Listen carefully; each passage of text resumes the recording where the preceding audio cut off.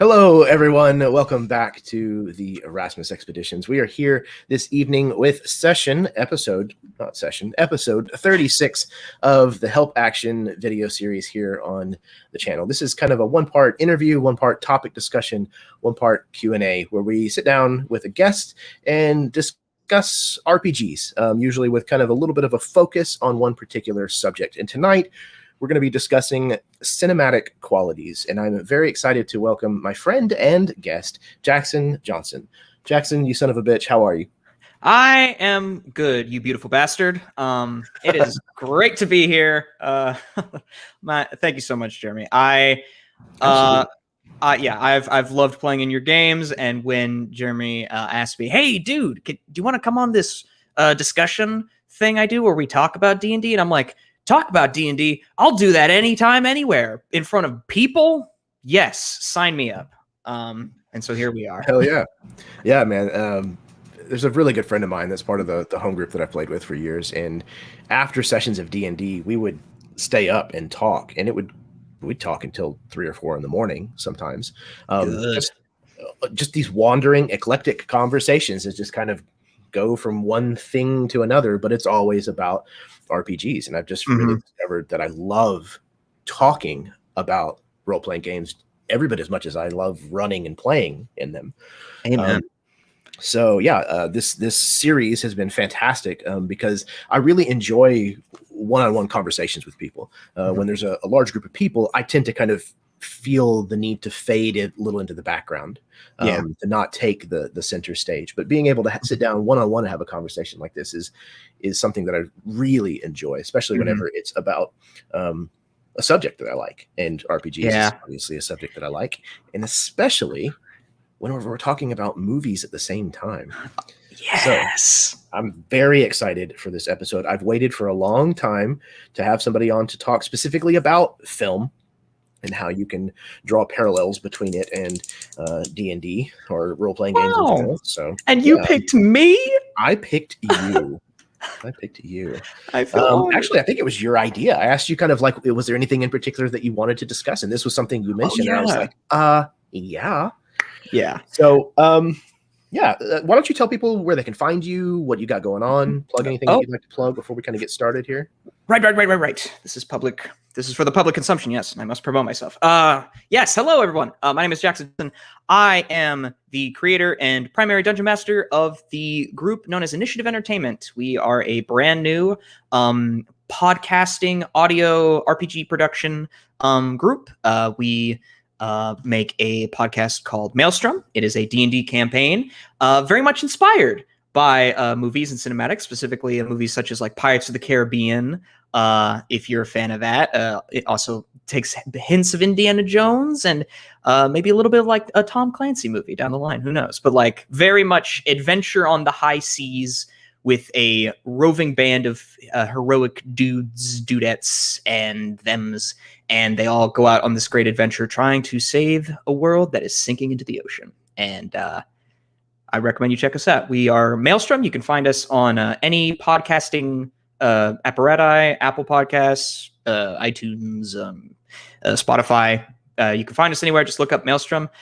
We just released our 10th episode, and it's really awesome. And please come on down. Congratulations. Yeah. Thank you. That's awesome, dude. Yeah, it's kind of amazing to be like, oh snap, we made 10 of these. I've been kind of working on it like nonstop for the past year, half year. As long as this year has existed, I've been working on Maelstrom. Let's see. My computer tells me it's the 25th of the 6th month, which I refuse to believe, but hey, I'll trust it. Is it me, or does it felt like last year, for many reasons, went at like a snail's pace, and this is like going really fast. Like we took some year that was meant for this one and put it back in the last year. Does that make sense? Maybe less. It's been a very strange 18 months, give or take. Somebody once told me, and it's the best analogy that I've ever heard to describe kind of life in general. And it's that life, aging is like a roll of toilet paper. The faster or the closer you get to the end, the faster it goes around. Oh my God. And yes, that was equal parts depressing and awe-inspiring whenever I heard that. That's beautiful. Yeah.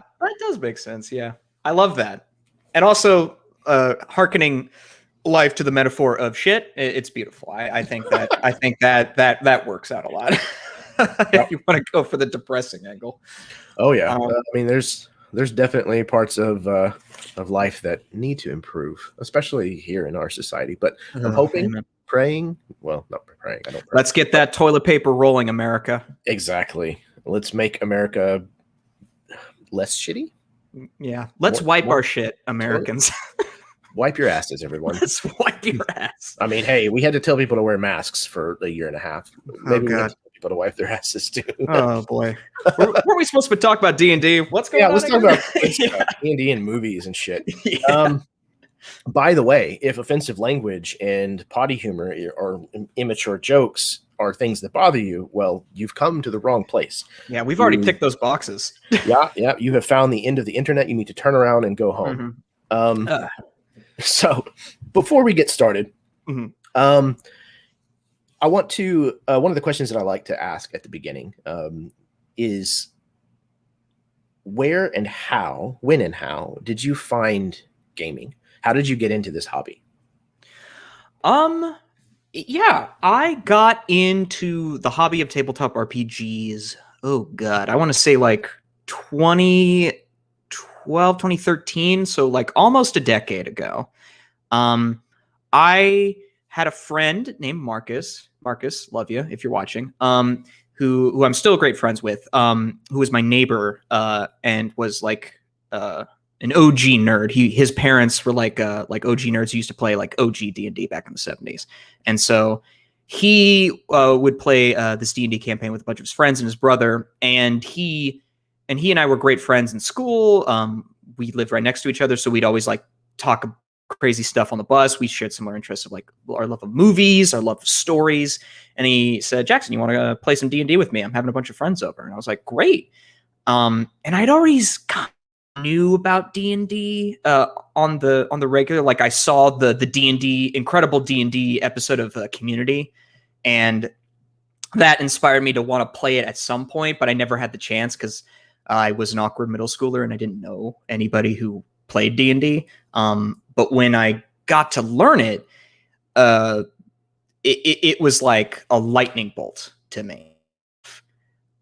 I had always been like a creative mind of like, as extroverted as I may seem to you folks. I was kind of more as a kid just reserved, and I would stay on like my swing set, or I would just walk around pacing, just creating movies in my head.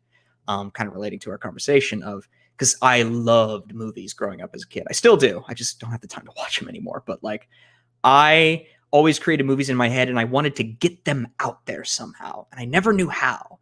And then when I started playing D&D, and I realized the potential of story that could come about from D&D, hit me like a lightning bolt, as I said. And ever since then, I've found that any story I want to tell, I can tell it within this framework, and I can force people, especially as a dungeon master, to be witness to my own insanity, and I can force that on other people, and hopefully they'll have a good time. But it was really, almost 10 years ago now that I think about it, that I've just been into D&D. I got introduced actually through 3.5, and that was fun. And then I moved over to Pathfinder. I was a huge Pathfinder nut. I could not play it correctly, though, given how I think you know how intense Pathfinder is with the statistics. It's very crunchy.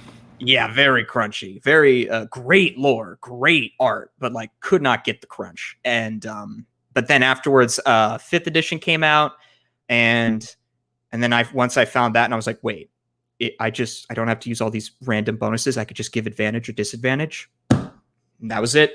That, and then Critical Role came out, and we're off to the races.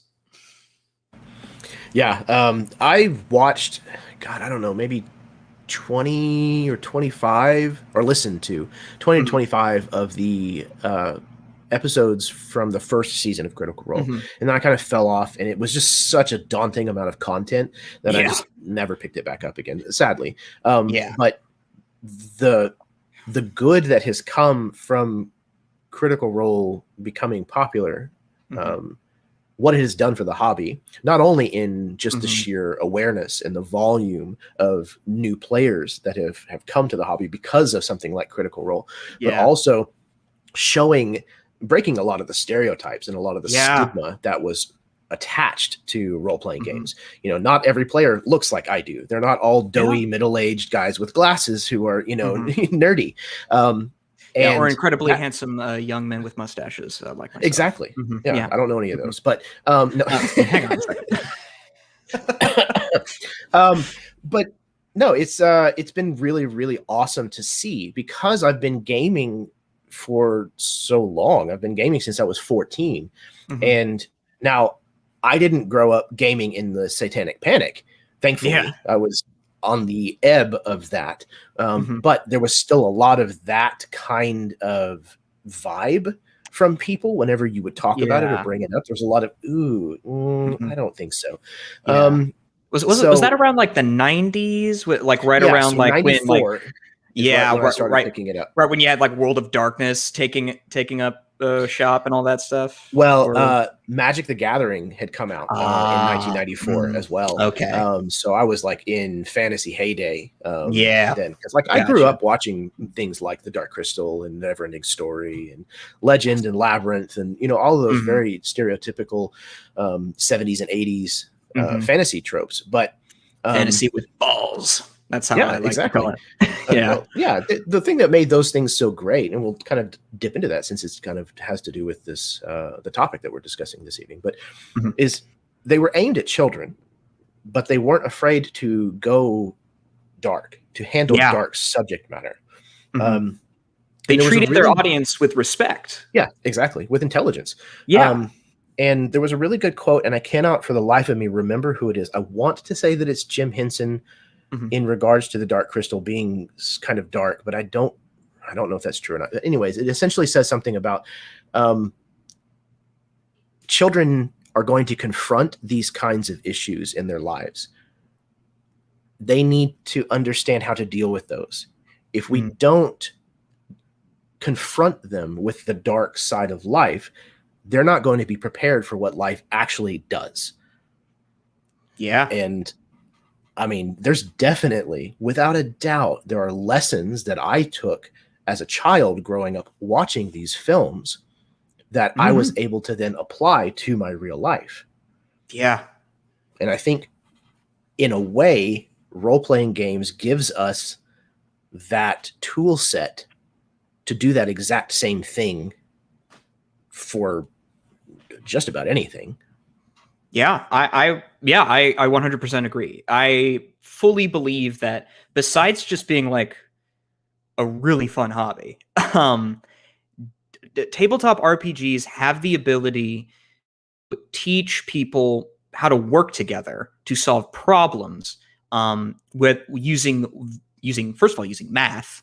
I never thought I could find a way to have a fun time using math, but it gives it allows players to figure out how to work together to solve problems and experience those problems not in a way of like say how school would present them where you have to solve X, Y, or Z, but it's like in order to if you solve these problems, it moves the story of you along. You are not to get onto our topic yet, but like you are in the movie, and who doesn't want to live in an adventure movie? Like, who doesn't want to do that? And I think D&D gives you the opportunity to have that fulfillment of like watching a great piece of medium or reading a good book or however you consume media. It allows you to do that. And that almost to me is more rewarding than just watching because you are participating in it and you're creating it. Yeah, I mean, how many times have you been, in an audience, either on the couch at your home or in an actual movie theater when that was a thing, and like something happens in the movie, and you're like, "No, why would you do that? That's the stupidest thing that you could possibly do. Why did you not go the other direction? Or why did you go upstairs when there's a killer on the loose?" Yeah, white people in horror movies, really? What's going on? I was thinking that. I wasn't going to say it, but I was like, yeah, white people in horror movies. Am I right?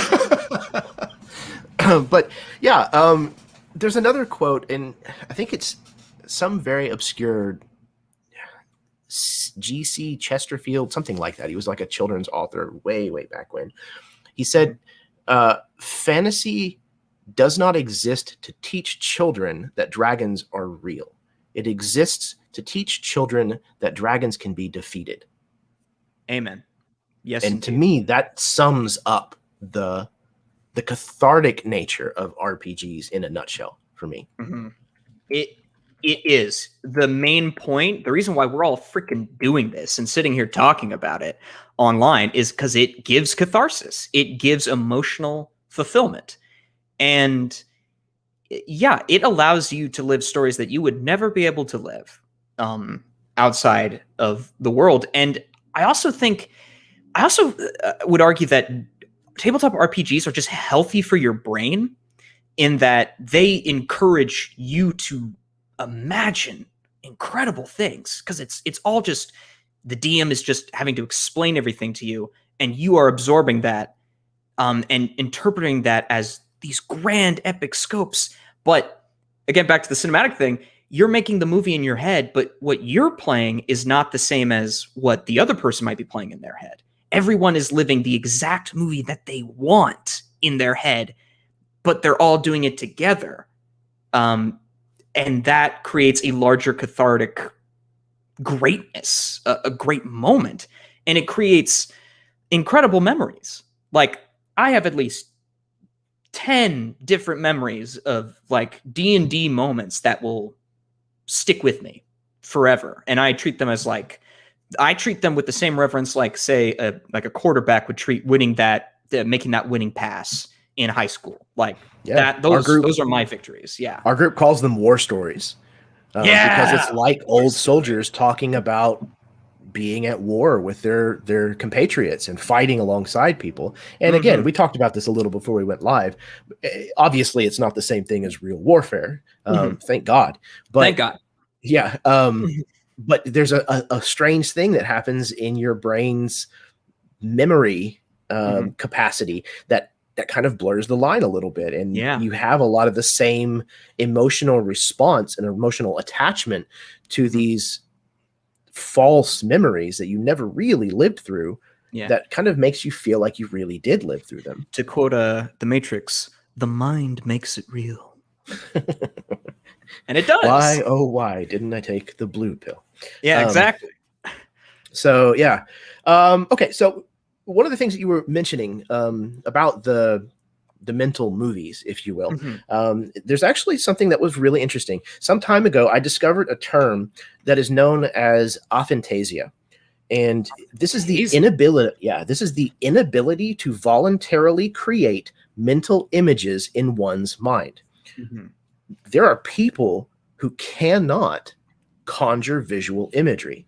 And this completely blew my mind because I seem to have some form of the opposite of that, which I recently discovered is called hyperphantasia. So the notion of not being able to visualize things in my mind is a wildly foreign concept for me to try to grasp. But what do you think are some ways that a player or a GM who might suffer from aphantasia, how might they work around this and still be able to introduce cinematic qualities into their games? First of all, it's so interesting that you mentioned like aphantasia, because I've actually played D&D with a person who has aphantasia, who could not create the images in their brain. And I remember what they would do is they would just ask loads of questions just so they can like specifically understand to the best quality they can of what is going on. And I will then I'll say on that, the big thing to create the imagery, even for like if you're not the most imaginative person, is you need to describe things in as great as detail, and it not like a freaking dictionary, not like a biology book, like describing individual pieces, but like describing things in an evocative manner like, don't say this, you pick up a half-eaten corpse and it stinks. It's more like you pick up the half-chomped remains of a head of some bandit that you found in the woods, and it smells of week old rot and death, and you can smell the festering bugs that are crawling within it. You feel the juice of the remains dripping on your hand, getting them sticky, like just stuff like that I feel like even if you're unable to like conjure the image in your brain, you're at least able to understand the feeling of what that is. Because we've all picked up like some recycle that had a little bit of like leaked ice cream in it. That's a little kind of sticky. Yeah. This is going to a dark place real fast. Yeah. That's an extreme example, but like we've all picked up half rotten heads before. Yeah, we've all. What, you haven't? I got to take you to my head hunting range, Jeremy. I'll pass. Yeah, and I would offer also, and obviously playing virtually, this is not really feasible as much, but playing with miniatures and terrain and a battle mat grid, type thing where you can lay out on the table, I think would probably go a long ways towards helping to visualize situations for people who can't hear words and then come up with a visual match in their brain. Having any visual aid can easily help just bring it to life, even for like people who don't have a hard time bringing images to life. It is way easier as a player, as a person, to be able to just, you don't have to worry about what are the dimensions of what my theater of the mind is creating. But you have the reference of, oh, okay, it's right here. This is all the surface level things. This is as much physicality, realism dimension we can add to the game. This is my reference. And then you use that as a springboard for creating whatever images you want in your head. I fully agree. 100%. Having some sort of physical representation is always helpful. Even if it's like you don't even have like a mat or anything, but like if you have character art, for instance, of like a really important NPC, you could be like, boom, this is what they look like. And even back to that argument of like I was talking about, like everyone's creating a different movie in their own head. Even if they're creating the different movie in their own head, they're going, I'm talking to that person. That person is beating me up. That person killed my sibling. Again, to the dark extremes. Right. But like, absolutely. That's what we're here for. Yeah, and I would agree. I think that, a picture can say 1,000 words, literally. It's a way of, like you said, with everybody having a different cinematic playing out in their head, the points that you can provide, artwork, terrain, miniatures, some kind of visual stimulus, some kind of tactile thing that people can touch, look at, smell, interact with, that gives an anchor point of similarity for the entire table. Yeah. So that's going to bring everybody's visualization more in line with one another. And it's going to eliminate a lot of the confusion or the differences that might cause a situation to not gel. Like I'm sure you've been in a situation where it's like the DM describes, oh, this guy's going to attack you. You're like, wait a second, I thought he was, up on the other side of the room on the raised part. And, oh, no, I didn't describe that properly, apparently, because, that kind of thing comes up a lot in theater of the mind games. And it's not, if you're playing with the right group, it's not the kind of thing that breaks the game. Yeah. But I would imagine that a person who suffers from aphantasia, that probably happens to all the time. Oh, yeah, absolutely. The person I play with always had to ask these clarifying questions. And they would always apologize for it because, but like we were all like, no, we get it. Like, and it's the need to understand exactly what is going on, regardless of how cinematic you make it. Like having anchor points, even if it's just something you can just remember in your head. I think I remember this player, what they did was they would remember specific words, specific things, like, the bad guy is sitting atop the pillar, and they'd be like, sitting atop, okay. And they'd like write it down. Like, the bad guy is on the pillar. Like, that is where they are. I can't picture it, but I can always be like, okay, the bad guy is on the pillar. That is what I know. And stuff like that, even if like they're anchors that are not provided by the DM, they are anchors that the players can make. And that helps the springboard back into not having to worry about the dimensions of like shot range or spell cone, distance, all that tactical wargamey BS that D&D was built off of. But like, like it gets that out of the way. I know there are people kind of playing too. Yeah, there are people who love the war games. Exactly. I like both. I genuinely do. I really enjoy the very strategic, tactile combat where you have to kind of understand what your character can do, what their limits are, where there's kind of a close adherence to action economy. There's a really there is a fun sense. Dungeon crawl. Yeah, absolutely. I love games where I can just kick in the door and just we know everything in this building is a bad thing, so we're just gonna paint the walls red. Absolutely. Games like Hero Quest, I love playing those kinds of games. Yeah. But it scratches a very different itch than getting to play virtually online does for me. And that's why I do both, is because I'm also able to really dive in and play a very heavy role-playing theater of the mind, character, story focused game and get every bit as much enjoyment out of that as I can out of the tactile absolutely stuff. So. Yeah. Cool. Well, moving right along then. Okay. Why movies? What purpose is there in trying to translate aspects of cinema into a part of your role-playing games? Well, it really goes back for me. It goes back to the way of I've always thought cinematically. If we're talking about like our imaginations, I've been watching movies since I can remember. And film as a medium has always just inspired me and made me, I treat it as like, God, this is going to sound pretentious, but like the highest form of art to me is a really good movie because it combines visual, it combines audio, it combines all of these different elements to create one thing that that if it misses one of those things, it's not the full thing. It needs all of the elements to come together. And I've always loved that. And in that sense, I've always imagined my stories cinematic. And I know I personally always wanted to be in them.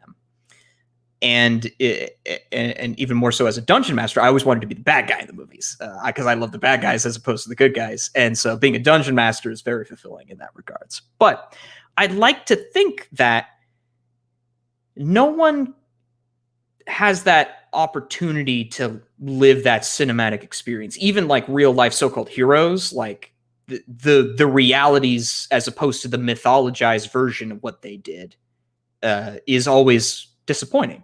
But insofar as D&D, I want my players to feel like they're in a really great movie. Like they're in the next Indiana Jones movie. They're in a Pirates of the Caribbean movie. And it doesn't even have to be like an adventure movie. Like I've run games where they were in a courtroom and they were defending specifically they were defending like a flesh golem from a Frankenstein's monster from like being prosecuted by a village. And what they had to do was like stand up as the defense team and give speech after speech, crying out why this person should be innocent. And I'll tell you what, the stakes were just as high, if not higher, than I've seen in any like combat game. Like it doesn't matter what kind of film it is. I want them to just experience the highest form of any movie that it is. Like courtroom drama, political drama, action movie, any kind. I want them to feel like they are the heroes of the story. They are the heroes of the movie.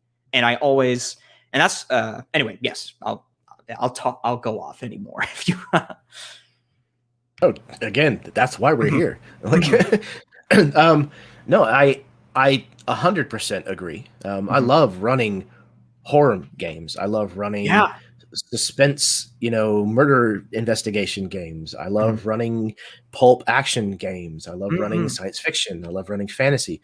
And large part of that, it comes from my enjoyment of movies and television, especially television of the last decade or so, when it's gotten Yeah. really good. Oh yeah.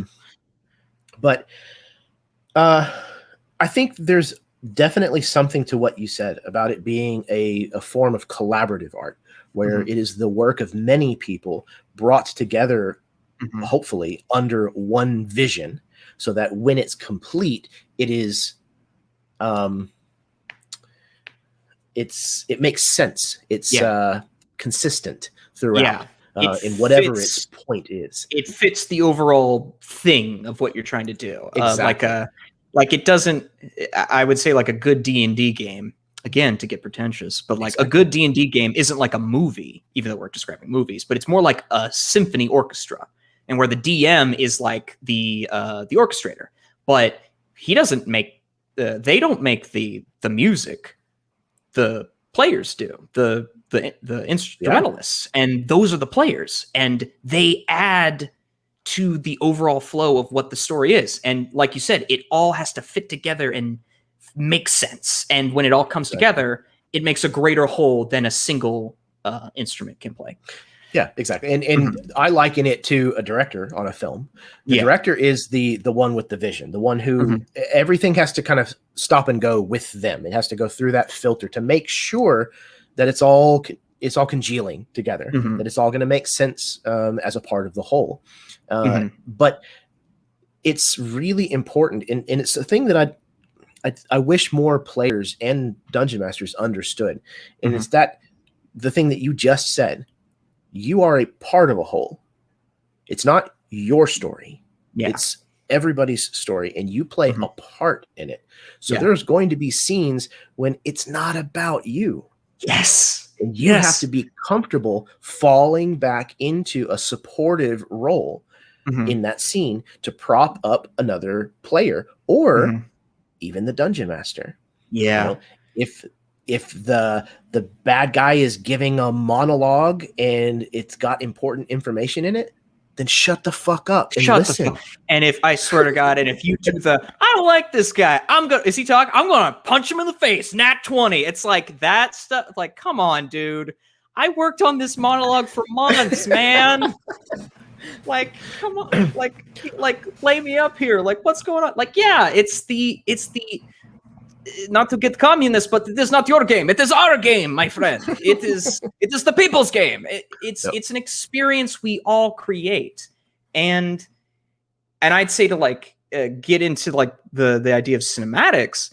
The biggest thing of trying to make it cinematic, of make them feel like they're a part of a cinematic experience, I'd say the biggest number one thing, and touching on what you were saying, is investing the players and making them want to be like, oh, this is a great moment for my warlock friend here. They're about to confront their patron. I'm going to give them the layup by saying like this thing that incites them to have a disagreement. And then I'll sit back and like, oh, it's the cool story.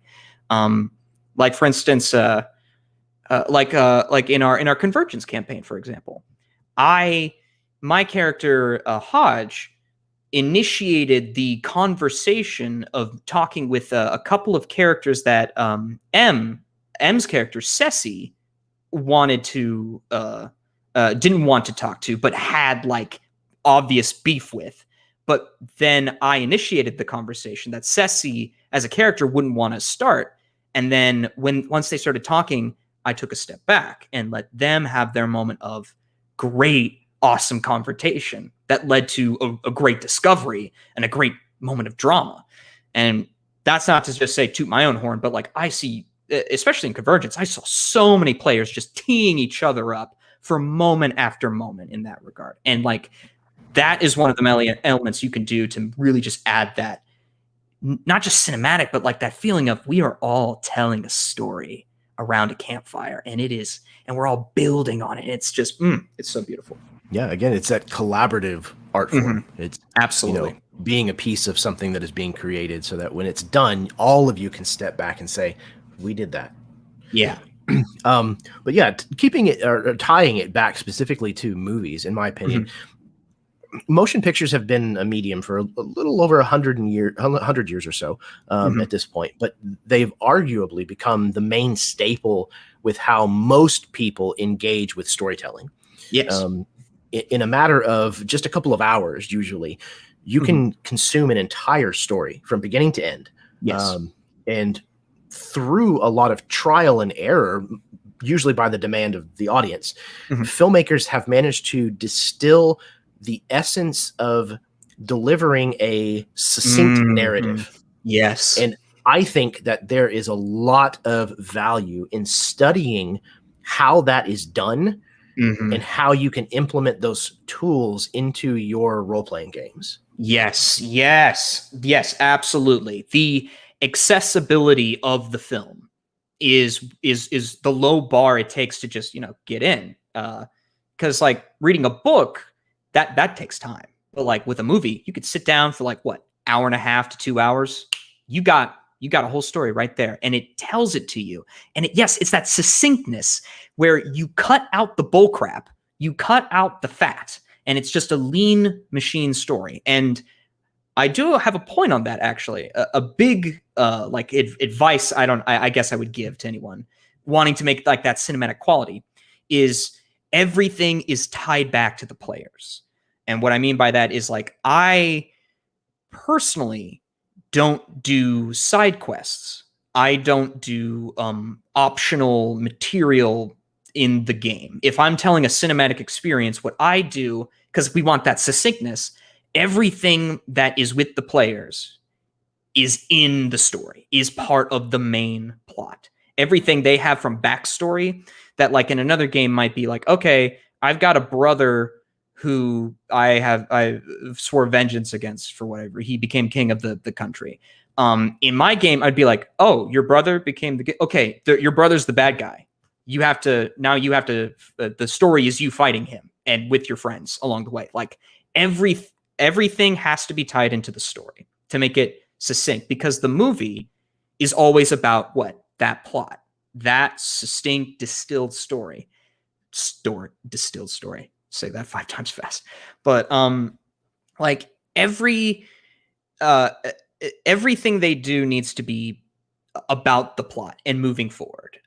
Whether it's side quests or here, I'll drop another one. I don't like to do random encounters, for example, where every encounter needs to matter. It needs to move the story forward, and it needs to have stakes. It needs to either be dangerous. Every fight I have is you could die, and every fight we had in Convergence was particularly deadly, especially as the campaign went on, which was awesome because it raised the stakes. And you know what? When you raise the stakes like that, it makes your players give a shit, man. And without a doubt, yeah. But yeah, you got to have like a cool. The combat has to matter. The backstory of the players. I always make that the story. I always make the story about the players, because if I make it about them, suddenly they feel like they're the main characters in their own movie. And then you can go from there, because once you've got them like, holy shit, this is my story. I'm the hero. This is my tale. Then you've got them hook, line, and sinker, and you can drag them through whatever Convergence bullshit you might want to throw at them. Spoilers for any Convergence fans. And to me, I'm on the same boat as far as not enjoying putting together random encounters and stuff. Like I completely understand why that kind of a thing exists, but to me, it doesn't take that much time and effort to specifically choose a monster, or a bad guy for them to fight, if that's what you're looking for at a particular juncture in your story or your session. And I do still think of it that way. When I'm building a session, I try to put some kind of scene of conflict in there. It may not have to be a physical fight, but some kind of obstacle that the party's going to need to work together to overcome. That's kind of the point of what we're doing with these games. And it doesn't take that long to choose a monster that's appropriate out of the book. Instead of just rolling on a table and saying, oh, you're in the middle of the desert, but now all of a sudden three, I don't know, gelatinous cubes pop up out of the sand, and it just doesn't make any sense that way. Yeah. Yeah. And it feels like filler. Yes. It's just like those episodes of a TV show where it's like this was a producer's idea. Yeah. Where it's like, or this doesn't made advance the characters. Yeah, they made this episode to save on the art budget. Like, yeah, exactly. Yeah. And movies don't have that because they've got about an hour and a half story time. And as someone who's like taken like screenwriting classes and like been in like helped write like plays, the biggest thing they're like is, if you can cut it. Like, you need to get to the fucking point. Like, well, like you said earlier, every scene that you do, every fight that you have in your games, every scene exchange that they have with an NPC, it needs to fulfill a purpose. And if it's not fulfilling an immediate need that the players have or the characters have, then it needs to be advancing the plot. Yes. And you can do both. That encounter with the 3 gelatinous cubes in the desert, you can make it have a fucking point. Yes. You just have to spend time thinking about it. And if you can't make that work, then change it. Yeah. Don't put it in there just because it's written in the module or just because it's there. Right. Yeah. Exactly. Don't do it just to fill time. Like, oh, we've got an hour left, so I have to have them fight something. Don't do that. Like, it's never going to be fulfilling. Yeah, and the players will know that too. Like they'll know when they're just in the middle of a fight, and then how many and I'm sure, Jeremy, you've had this where like you've been in a fight like that, and it doesn't. Have you ever had it where like the players just check out and they're like, all right, I rolled a hit, I guess. Okay, an 11, I guess I missed. 100%. Right.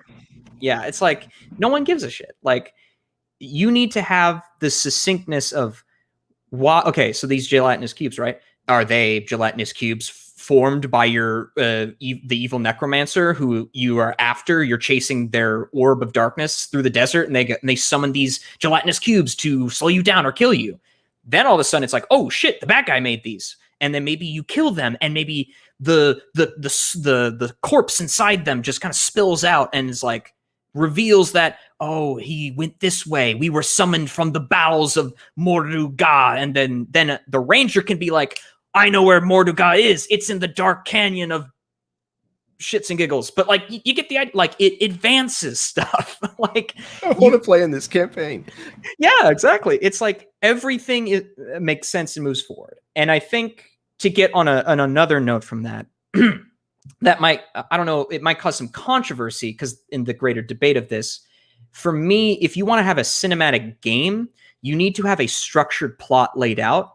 And that really, I'm not saying that it makes you, in order to have a cinematic game, it needs to be a railroaded game, but you can't have like a open world explorer, whatever you want to, if you want to tell a cinematic story like that. Now, I'm not saying you can't do that, I will say, but if you want to have a plot, if you want to make the story cinematic, it needs to be like a plot that moves from A to B to Z. You're going to need like some through line to get through there. I always use the metaphor of the dungeon master in this case needs to build the skeleton and then let the players put on the meat. But regardless of how much meat they're putting on the skeleton, that skeleton's still there. You know what I mean? Yeah. The analogy that I've used before is that, like, I create beads. The players determine how those beads get strung together. Yes. So I plan scenes. I want them to have an encounter with 3 gelatinous cubes in the desert. And I'll have my reasons for it and all this kind of stuff. I don't know exactly how they're going to get there or why. I'll leave that up to them. But eventually there's going to be a clue or something that's discovered in that scene that eventually later on will come up again in a different bead. And they're going to determine how short the distance is between those 2 beads and what happens in between them. Yes. But that's how I structure the narrative of most of my campaign stories. And I'm the same way. I don't enjoy creating for sandbox games. I don't truthfully enjoy playing in them all that much. Same. Yeah.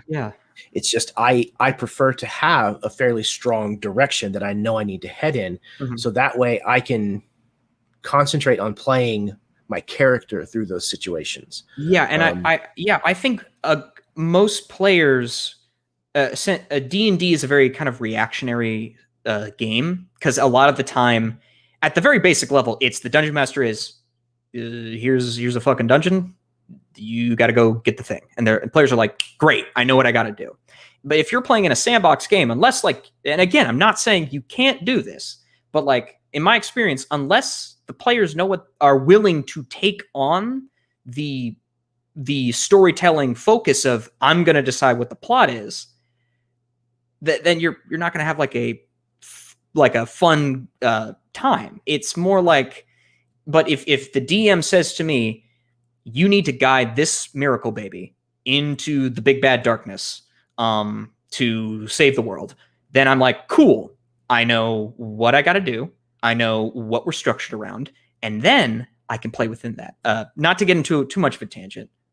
Already, we're 45 minutes in, and this whole thing has been a tangent, but like, there was a psychological study. I don't know who did it. I wish I could reference it, but it basically said like, children in a playground outside don't, in studies shown, if the playground does not have a fence around it, most of the children stay near the playground. However, if there is a fence, the children will go to the very edge of that fence and climb on it and shake it and play all around the area within the fence. That, to me, I translate that metaphor to D&D of, when the players know what the structure is, when the players know what the limits are, they will go to the very edge of that limit to play around in there. Yeah, I mean, one of the things that stimulates creativity the best is restrictions. Mm-hmm. If you are given a blank piece of paper and just told, create something, mm-hmm. you could do so, but a lot of people are going to struggle with that initial, what am I going to do? What do I do? Yeah. But if you are given a piece of paper and you're told, draw a cat, you have a goal, you understand what you're supposed to do, and it's all about how you choose to then do that thing. Mm-hmm. And I think, for me at least, that is the way that I prefer to play.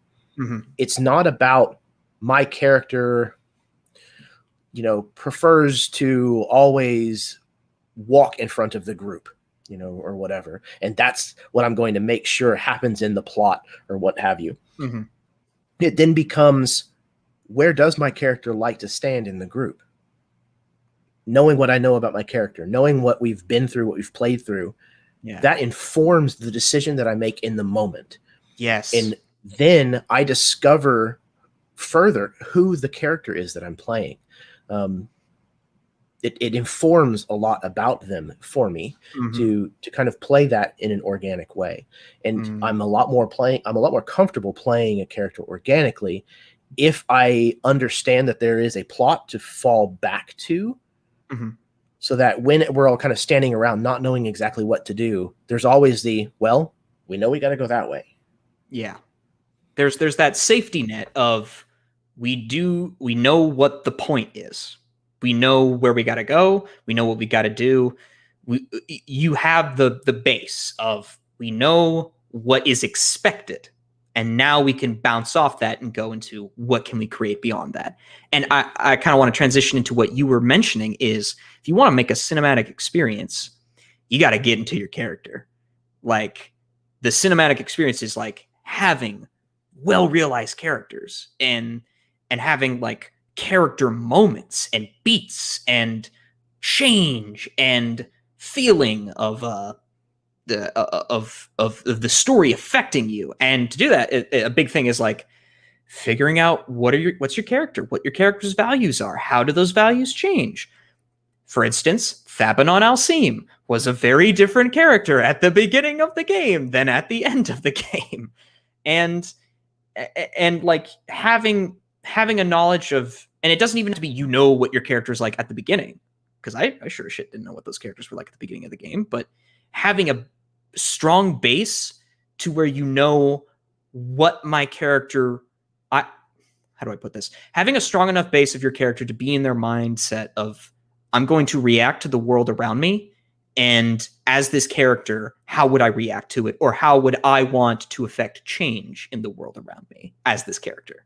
And I find that the more and more you get into that mindset, and the more and more your fellow players and your DM gets into that mindset, the cinematic quality just springs from it. It's almost like a side effect of that. Yeah, I agree. It's a lot easier to visualize them as real people and therefore insert them into a variety of different situations and have it be believable. And then for it to be a logical conclusion as to how they would respond to a given situation. It's like, whenever you've been playing a character for a little while, you're like, I know exactly the way that they would respond when confronted with this. I don't even have to stop and think about it. Yeah.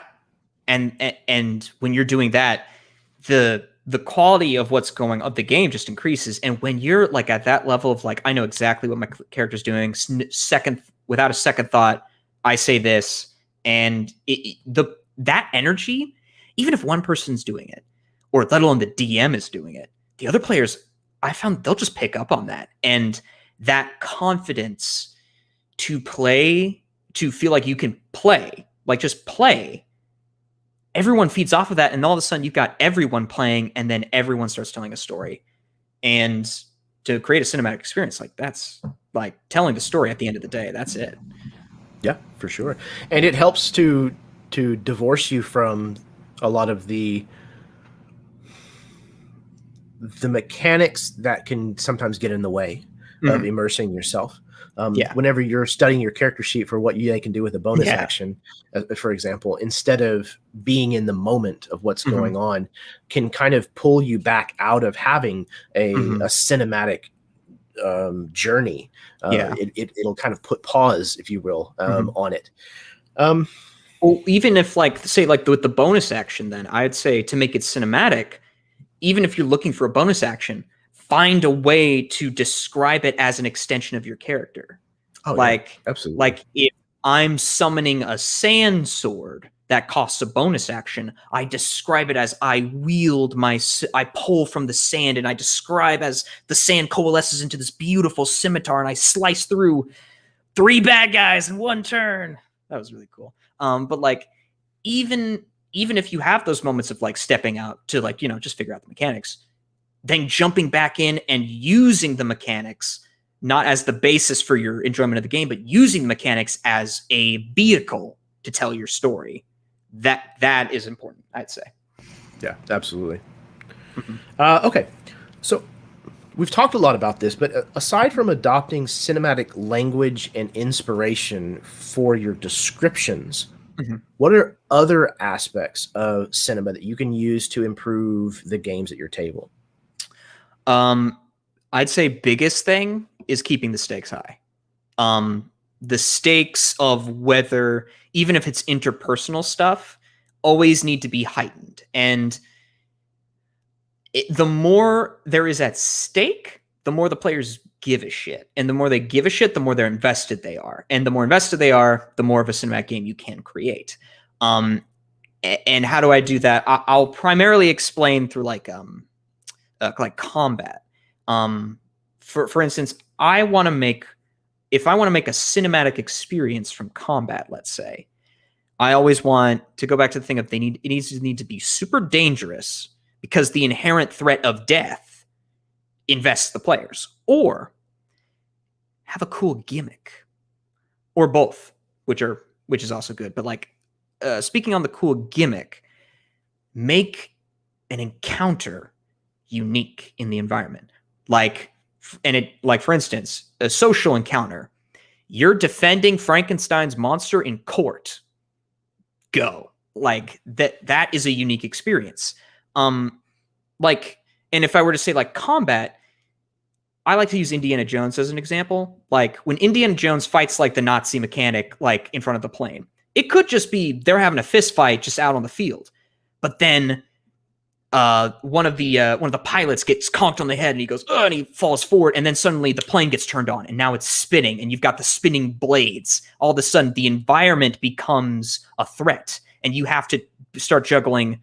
I'm also fighting this dude and the environment, like in Last Crusade, fighting a Nazi colonel. That's one thing. Fighting a Nazi colonel on a moving tank. That's another thing. Fighting a Nazi colonel on a moving tank headed towards a ravine. Then you've got a time limit, like, and that's cinema. Like, why have just like a bar fight in a tavern when, like, say you evolve the scene, it starts as a bar fight, suddenly the bad guys steal the dragon egg that you and your friends got on your last quest. You start chasing them, they hop in a bunch of carriages and ride off. You find another carriage and ride off after them. All of a sudden, you're in a fucking chase scene, my man. And that's cinematic. Like, it heightens the stakes and it gives it that element of adventure and whimsy and fun. Like, who doesn't want to fight a bad guy on a speeding train? Make that into your game. Make that your combat. You know what I mean? I honestly do. Pulp action adventure is my go-to whenever it comes to combat, especially. Because that's an easy way to ratchet up the tension. Because you can always put people in a precarious situation or in a dangerous place or both, and change things, make it a dynamic experience like you're talking about. And while an emotional combat can be every bit as rewarding, there's typically, you have to turn the tension up on that a lot slower and a lot more deliberately. You can't just bust down a wall and say, you're my sister, but you crossed the line. Now you're going to die. It's kind of not the cinematic thing would be like 3 sessions ahead. You're planting seeds of, hey, your sister, this is, oh my God, my sister's alive. Another seed of your sister sees you and you have that moment of confrontation and then maybe they get away. And then you have the moment of you're my sister and you're going to die. But you've built it up. That it's with this to have that cinematic quality is it needs to be built up and it needs to feel earned, you know, like every moment needs to feel like it's been worked towards.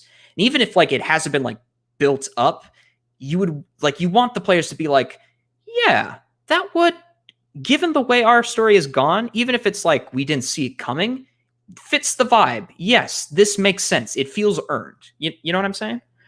I do. Absolutely. And I agree. Also, things additional that I think you could pull from cinema in general, that you could apply easily to role-playing games. One of the big ones for me is pacing, especially understanding, just kind of having a gut feeling of when a scene has played out, when it's time for a cut, and implementing that. You know, whenever somebody says that catchy line that feels like it kind of wraps up the gist of the entire experience, the entire encounter, cut. Don't keep trailing on just because. Because the moment's there. Exactly. When the moment has played out, knowing when to go on, just like in a film. I would argue like Saturday Night Live, for example, would probably be a great example of this. Their comedy timing, in my opinion, has gotten terrible over the last decade or two.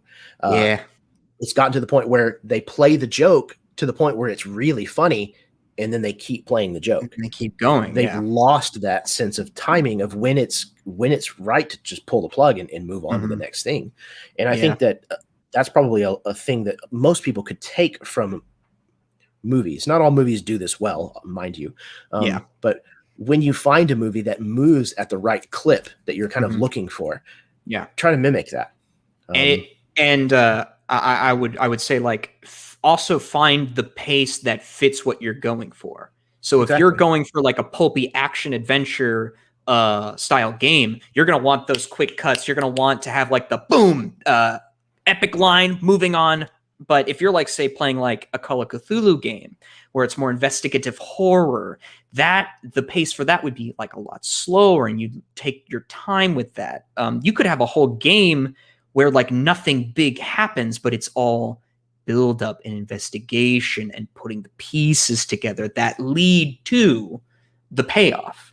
And you know, those are the two extremes, but like moving in between that, like matching pace with what the expectation is. And I'd say a big thing on that is talking with your players beforehand to let them know, here's the experience I want to cultivate with you.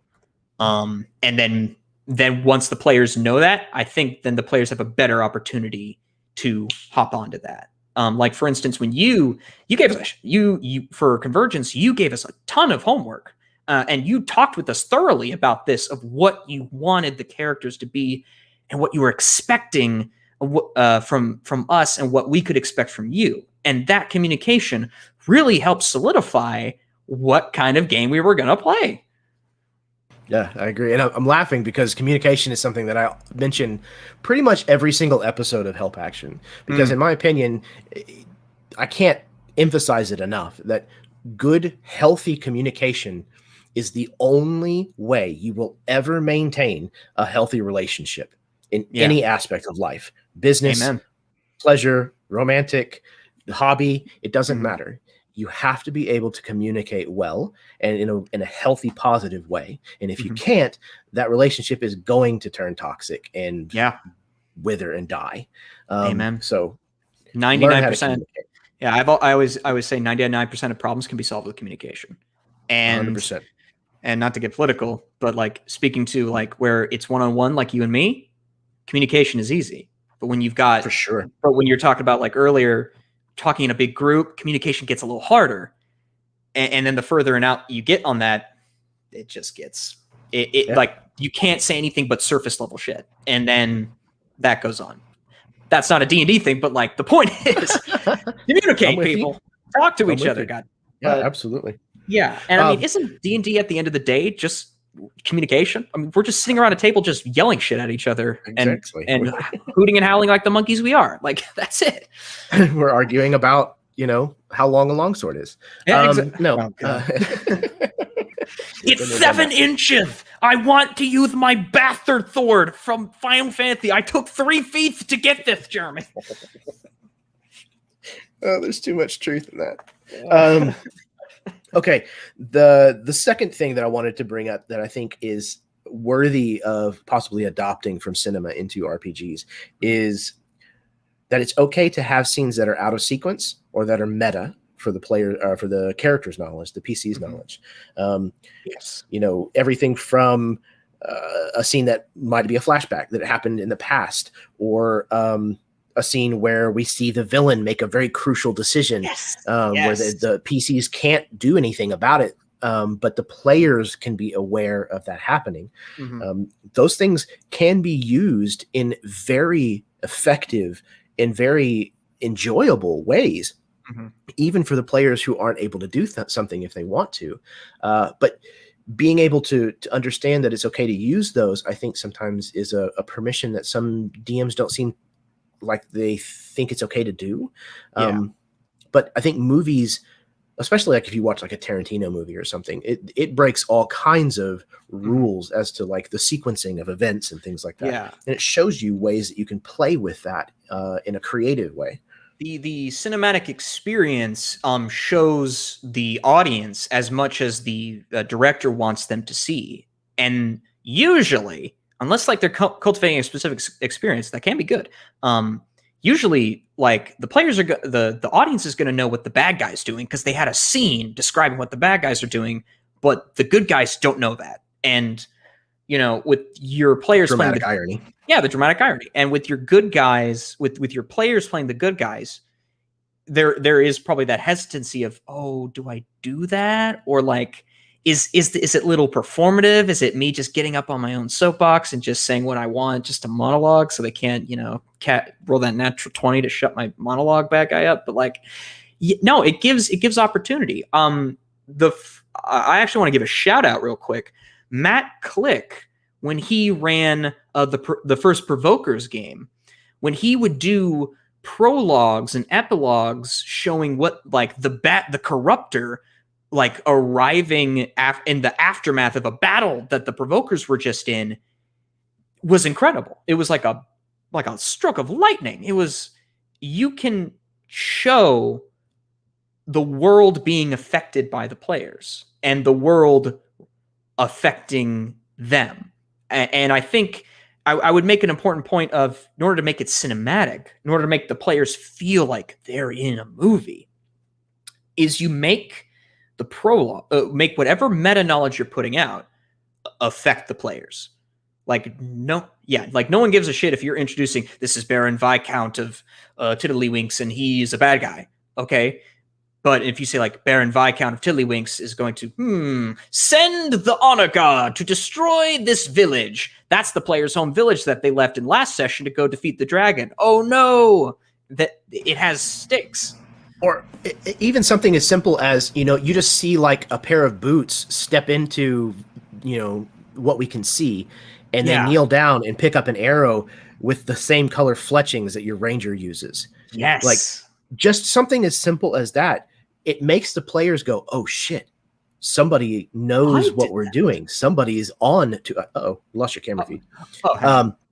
But that, like you said, that cranks up the tension, that raises the stakes, because now they know, their characters might not know, but they have that dramatic irony awareness as an audience member of something that's coming, a little bit of foreshadowing. It's so funny you mentioned the fletching thing, because like I did a prologue where the players just defeated a dragon who was a servant to like the Dark Lord, right? And then the next game after, I showed like the Dark Lord is standing in front of the corpse of the dragon that they just killed. They were like, oh shit. And then one of the lieutenants said, we found this arrow, sir. And it was an arrow with the fletchings of one of the rangers. Perfect. And I swear to you, what happened as I was describing this in the Zoom window, my players were going, yeah. And like, that's what you want. Like, my favorite thing is to like make the players go, I did that.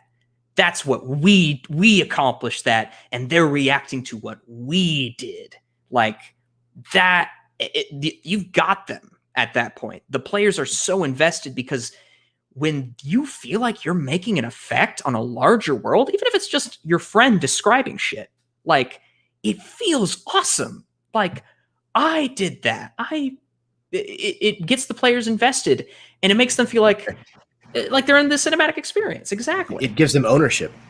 Yes, ownership. That's the word I want. No, absolutely, 100%. And a lot of people don't realize that when they're watching movies and television, that's a key part of it is ownership, and that's largely a reason why most main characters are usually the most basic bitches that you can ever find. Is because they want you as filmmakers, they want you as an audience member to imprint yourself onto that character and their experience. So they leave them as blank of a canvas as they can. The everyman hero. Yeah. So that you are living the experiences of this protagonist. And I mean, that can't be any truer than with role-playing games, because you made a bespoke, character. Yeah. And role-playing games have the advantage of you don't have to do that. Like exactly. Like the cast of Critical Role, they made very particular characters, but they're the heroes, so they don't have to have the responsibility of imprinting any audience onto them. I'll take a step back, because there is a huge audience that watches Critical Role, obviously. But my argument would even be that the players are an audience. Yes, the players are the audience. That is a good point. The players are your audience. The players are the audience, but they're playing in it, obviously. They're both author and audience. Yeah, exactly. It gives the audience a chance to author. Yeah, exactly. And I think that's the most important thing you can do for a cinematic experience is make your players feel like they are as much an author, they are as much a part of telling the story as they are experiencing it. Absolutely. One of the games that I ran in one of the worlds that I have,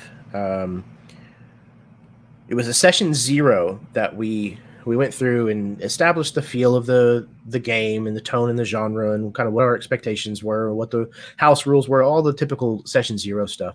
And then I actually held separate session 0.5s or whatever you want to call it for one half of the group, and then another one for a different half of the second half of the group. And that was because each of them in this, it was an Asian inspired campaign, and I drew a lot from Legend of the Five Rings. So sweet. Hell yeah. I made everybody choose between two different clans. You have to be either this clan or this clan. And what I did was, when we went to do those 0.5 sessions, is I took the ones from the one clan and they played together, and then I took the ones from the other clan and played a separate session. And they played the ancestors of this clan, so like 100 years or more before their characters actually even born. Dude. And they played through a legend of how this particular artifact was lost.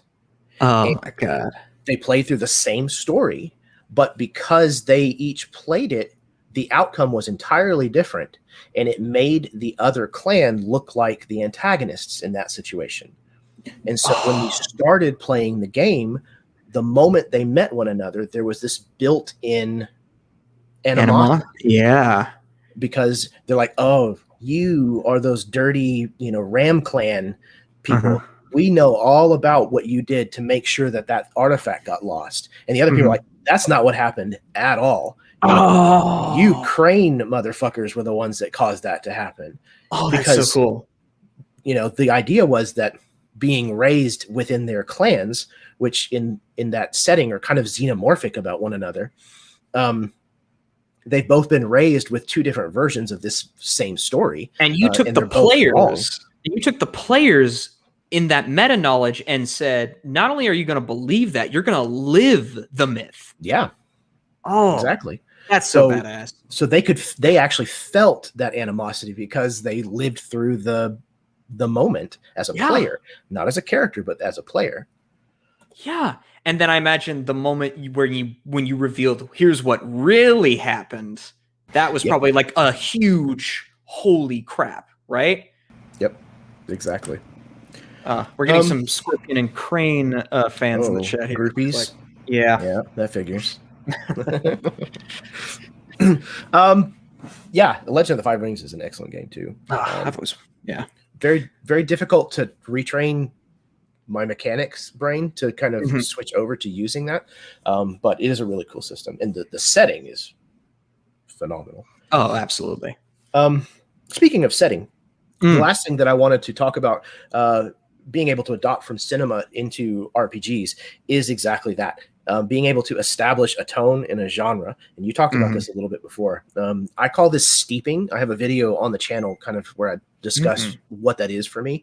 And that's basically, if I'm going to be running a Western game, then I'm going to sit down and I'm going to rewatch Tombstone and Wyatt Earp and 310 to Yuma and, on and on and on. And the reason that I do that is because it informs the terminologies, the language, the manner of speaking, the way I need to pay attention to describing certain things, the pacing that you're talking. Yeah. 100%. And what that does is if I can get those flavors right, then when I sit down to cook, if you'll pardon the analogy, when I sit down to run this game, I know what ingredients I need to include so that it tastes like spaghetti or what have you. So that I don't end up making cornbread instead. If you made cornbread from spaghetti ingredients, I would be impressed. Honestly, I live in the South. Anything is possible. True. Amen. But I'm a big fan of kind of steeping, consuming media, books, movies, comic books, what have you, so that I can kind of get my brain into the right headspace for a particular game that I'm gonna be running. And for me, a lot of those cues come from the way that movies and cinema in particular choose to show you those things. One of the other things that I wanted to mention also is framing. That's a huge thing that you can take from movies and cinema. How to draw focus to a particular element and get rid of the stuff that you don't want to be focused on. Yeah. Understanding how to light something. Yeah, I think we even describe, like, I think you and I are in the same GM schoolhouse of, like, we pan up to see, like, the boot of the bad guy, and then we use movie terms to describe it. 100%. Also, probably a little side note, like, using movie terms to describe your D&D game, that's a cinematic, that makes it cinematic as fuck right there. Yep. Yeah. I agree. But, I try to avoid saying camera because there are players that I know that jars them. So I try to avoid using that particular word. But I definitely use things like zoom, pan. We fade to black. Absolutely. Yeah, like those classic terms. But yeah, I totally, yeah, exactly. Yeah, absolutely. But yeah, no, totally. Using. Sorry, were you? Sorry, I don't think you were finished with your point yet. No, I was. Okay. Absolutely. Okay, cool. Let's move on to the next thing. So go ahead. Oh yeah, well, taking the. Oh, this is where we get into the weeds of just like description and ideas here, but like taking the distilled version of whatever you're trying to adapt. Like, for instance, my podcast game Maelstrom is based primarily on elements of Pirates of the Caribbean, and also, but I also take elements from like Legend of Zelda in that regard, like Wind Waker and stuff like that, like elements from all sorts of media, cinematic or not. And what are the tropes that you see in stories like these? What is the mood that these stories tend to evoke? What were the themes that these products produced that drew you to them besides like the cool setting? And when you take like the like you said, the ingredients of what those are, and then you mix it with whatever else you're putting in it to within the pot that is the whatever tabletop RPG you're playing, you can help create the experience, that the feeling that those movies evoke in an audience. If you take the feeling that they make and put it into your game, you're going to give your players the same experience they had while watching that movie, except they're in it. You know what I mean? Yeah, absolutely. And I think if you manage to strip an element down to its core, like you were kind of talking about, the framework for what makes it work the way that it works. Why are the battle scenes in Braveheart so great? For example, why do those look so good compared to modern movies that have sword fighting in them, where they look like garbage? Yeah. And if you can work out the nuts and bolts as to why that kind of thing is, then you've distilled it into the essence that you need to try to capture to then port over to your game. And then you can change everything else about it, and it's still likely to work. It's still got that flavor. Yeah, exactly. Yeah, like people's subconscious picks up on that. Yeah, like I can describe, like, if I take the element of like the Maelstrom battle in Pirates of the Caribbean 3, which is like still one of my all-time favorite movie very moments classic ever. If I can take the experience of, okay, you guys are fighting in a whirlpool or some like big ship versus ship battle like that, and then I can change everything else. But if I describe it with the grandiosity and cinematic like imagery that comes to mind, of lightning, of thunder, of waves rushing, and the smell of gunpowder over everything, the boom, the crack of thunder, the crack of the cannons, pirates swinging from to and fro, I've still got the sauce. I've just changed the flavor of chicken. You know what I'm saying? Like, you still got the elements, but you're making it your own. And when you make it your own, your players are going, we're doing this, but we're making it our version of this. We're doing our Braveheart battle, but we're adding in we're all bugbears, and the British are actually lizard people. Also, but that's not really fantasy, because British people are lizard people. We do know this as fellow Americans. We do know that they are lizard people. We love our British fans. I'm just kidding. Sorry, British people. Yeah, we love our Brits. I hope your tail grows back soon. Yeah, exactly. May your tea be frosty. What was I gonna say? But yeah, like we've got the sauce, and I don't know. I'd like to say it's hard to do, but it's also not hard to do. You know what I mean? Like, I think it's the kind of thing where I understand that I have consumed a fuck ton of movies and television shows. Amen. More than the average person. So for me to say that it's easy to do is probably unfair. I think that if you have experienced a medium frequently and often enough, this is something that your brain will just do.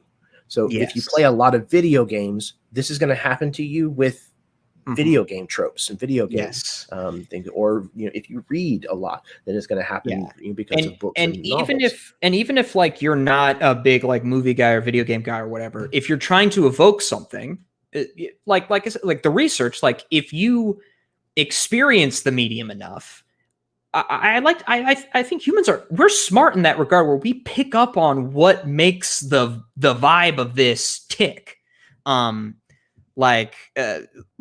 If you just research it, whether or not like you're a big consumer of it, if you envelop yourself, if that makes sense, in what you're studying, if you're what you're trying to evoke to your players, if you envelop yourself in that, I feel like humans, we're smart enough to know what how that makes us feel in our head, and if we spend enough time on it, we can describe it to a fellow human being. Like even if it's like not like a video game, or sorry, not a video game, not like a RPG game. Even if like you're telling me like, dude, that battle in Braveheart, man, when those horses hit the stakes and those guys started falling, like you're painting a picture for me.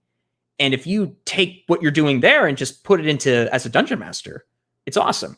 Granted, it does help if, like, say you've been a dungeon master a long time, you know how everything is working. It also helps if you just have a larger vocabulary, because you're having to talk all the time. But like, even to the untrained, non-GME kind of person, if you know how to paint that picture to someone, regardless of if you're putting it in a game, I feel like you know how to make it a cinematic experience in a game. You know what I'm saying? Yeah, absolutely. I think that a lot of people are able to pick the details that are important to get across in order for the right message to come through. I think there is a lot of truth to that for sure. Yeah, like you can find like even on like a larger sequence of whatever movie you're watching, if you have moments that just stick out to you and be like, I want to make that moment, how it affected me, affect my players. And then if you kind of back to what we were saying about having a baseline plot, if you have a baseline experience, let's say, or a baseline scene moment, like you can bounce off of that and build from that. You know what I mean? Absolutely. And if you are working from kernels, there's a lot more room to add things and combine them and twist them and change them to fit your needs better. So kind of talking about the same concept that we've kind of been kicking around for the last few minutes at least. At what point can this concept be taken too far? When does applying cinematic qualities to your game cross that threshold of being a helpful improvement and venture into something that actually detracts from the experience at the table? Generally, I found when it gets in the way of the experience. Like, I've had moments where, when starting out on trying to like do prologues and epilogues of games, I would do a prologue or epilogue that was probably just maybe a little bit too long. And regardless of what's going on, of how much the players would be interested in it, they cannot help but just sort of check out. You know, if it gets in the way, here's how you can put it. If the game itself becomes about the cinematic experience, then that's when you've taken it too far. The cinematic experience comes from the game. The cinematic experience lifts up the game, but it can't be about what you're trying to make it. You know what I mean? Yeah, I definitely think I understand. It's the game can't become a slave to making sure that it's a cinematic experience. It has to go the other way. Absolutely, because it's a game. It's why we're all here. It's like we're here to fucking roll dice, tell a story. Exactly. And Matt, I think, is the one who put it. You know, the fun comes first, and that trumps the story. Amen. The story comes second, and that trumps the rules. Yes, that is a great pyramid of gaming. Yeah, because like if you could be telling the best fucking story of all time, but if I'm not having fun at the table, if I'm not kicking ass or like engaging with it, like you're gonna have a bad time. Like I'll use a quick example. I like to include like political experiences in my games a lot, not in terms of like real life politics, but like terms where like the political situation is involved is a part of the story. I had a experience with my home game where they had to storm the parliament of their nation to say rally the troops. We need an army because there's an army of Dragonborn up north being led by a blue dragon that's going to come down and kill all of us. And the hard part about balancing the politics angle is like no one really gives a shit about like the weeds of political theory in your world. It's like I'm playing D&D, dude. I want to kill the bad guys and be the hero. Like if I want, but I love my political situation. I love my Game of Thrones political situations. But in order to make it work and make it engaging for my players, I need to have it service them and service what story they're doing. So for them in that situation, the reason they had to engage with the political situation and figure out who is the who's who and what were their values is because they needed to convince them to get their army to go fight the dragon. You know what I mean? Yeah, absolutely. It served a purpose. It served the purpose. It served, I wouldn't say like it served the story, but then the story served exactly. Yeah. Right. Mm-hmm. Yeah, I would agree. And furthermore, for me, I think one of the things that makes cinematic qualities, when you can take it too far, is recreating moments, people, places, and things that are too recognizable. Yeah. Like, definitely use tropes, use cliches, use the shit out of them, but change them, alter them, bend them to your will, and make them something distinct, something that is going to serve a purpose in your story, that's going to move the plot forward. Don't do it just because you really liked it and then copy it verbatim and drop it into your game just because that sounds like a really interesting time. Make it work for you and your story and your players. Yeah, you don't want to be derivative. And like, and also I'd say like a big thing of like preventing something like that is what you said of, does it fit? Does the experience you want to create fit in the story? Does that cool transformer that you liked in that movie that you want them to fight, does that fit in your Legend of the Five Rings saga if you just pull directly from that? Or would it help if you changed it a little bit? You know what I'm saying? Absolutely. But also, I don't know about a lot of people, but for me, there is a lot of enjoyment to be had from taking something that wouldn't normally fit in a different genre. A Transformer battle in a Legend of the Five Rings game, that's the example that you gave. But most times, there is a way that you can make it work if you just reskin and twist and turn and pull and take parts out and add other stuff in. Eventually, there's going to be a point where those tumblers click together and it's going to be now you have something really bad. Because you took Transformer fight and you made it make sense within the context of a Lord of the Rings or Legend. Absolutely. Like, say if you had a moment where you had the Transformer come along, and even if you don't even like say like, no, it's a Transformer, and the players go, what the fuck is this, DM? But then you have it go, as you go further in the mountain after you beat that thing, you find more cybernetic stuff, and then all of a sudden, holy shit, we got alien transformers arriving. Even if it's like it doesn't fit as a genre piece, if you fit it into a greater story of this is the story we're telling, it's like that. Then the players are. It makes sense, and then the players are hooked, and you're off to the races. But Right. Or that goes off to a different point. But like, yeah, sometimes even just stripping something back further than that.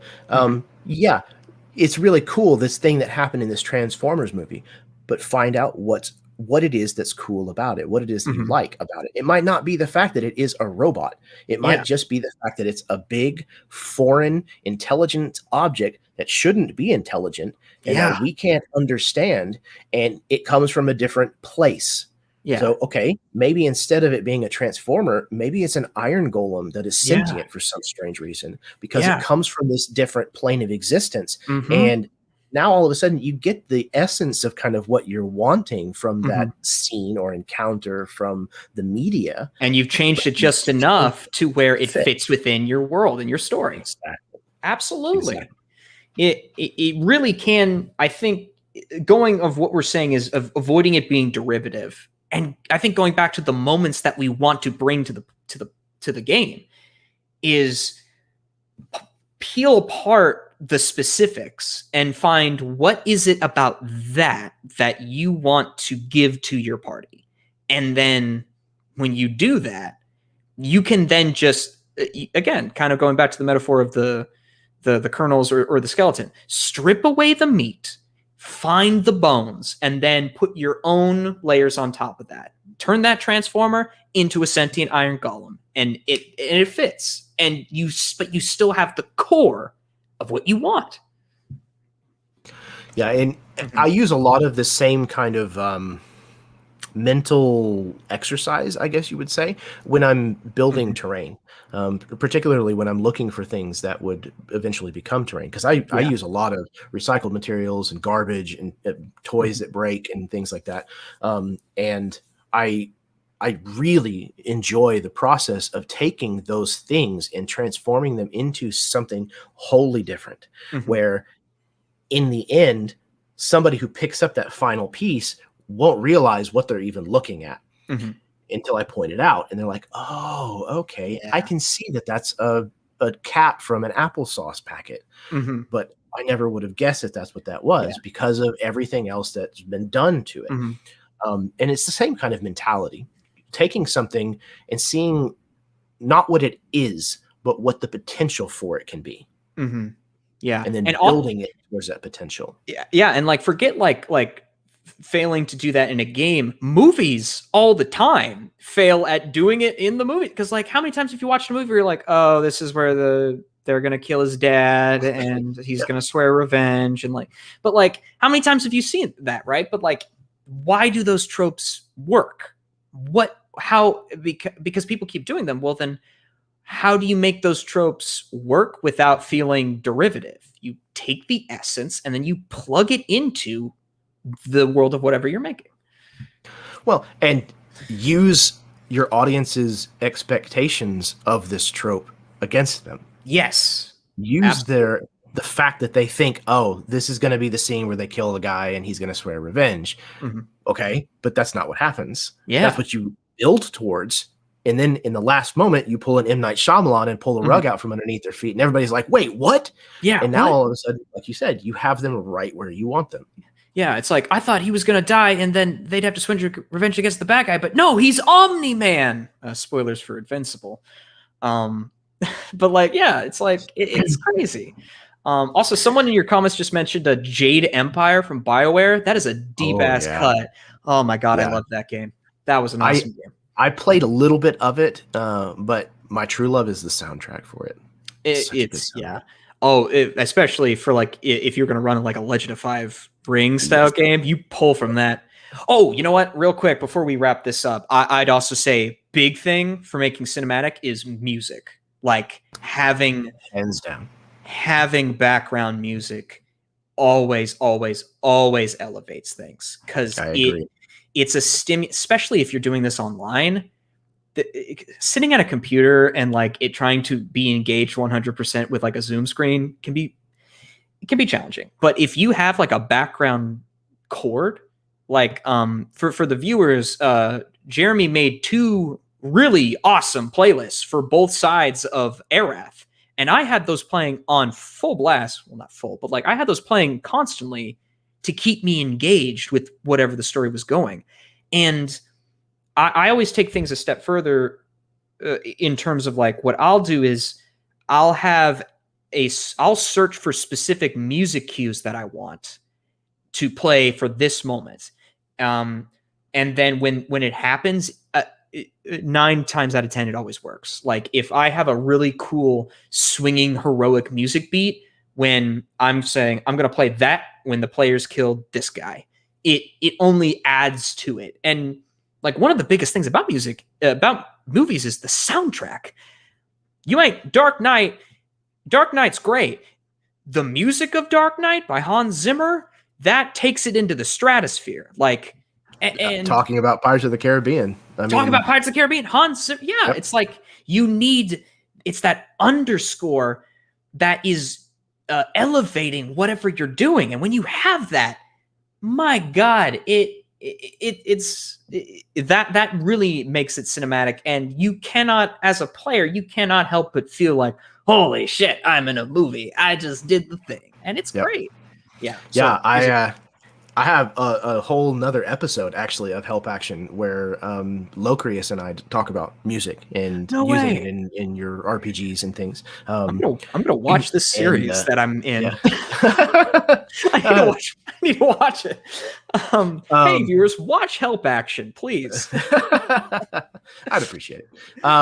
No, but I am a huge proponent of soundtracks, movies, television shows, video games.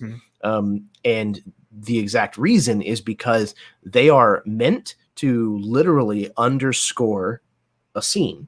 The whole purpose of the music that is created is to not have you focus on the music. It is to have you heighten the investment of the emotion of the scene.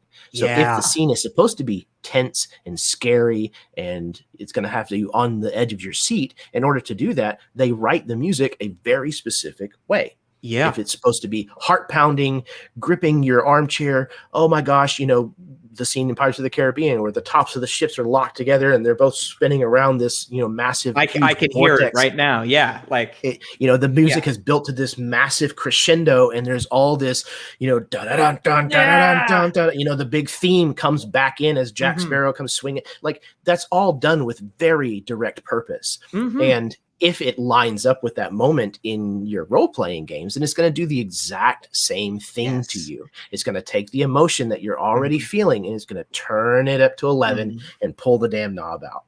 Absolutely.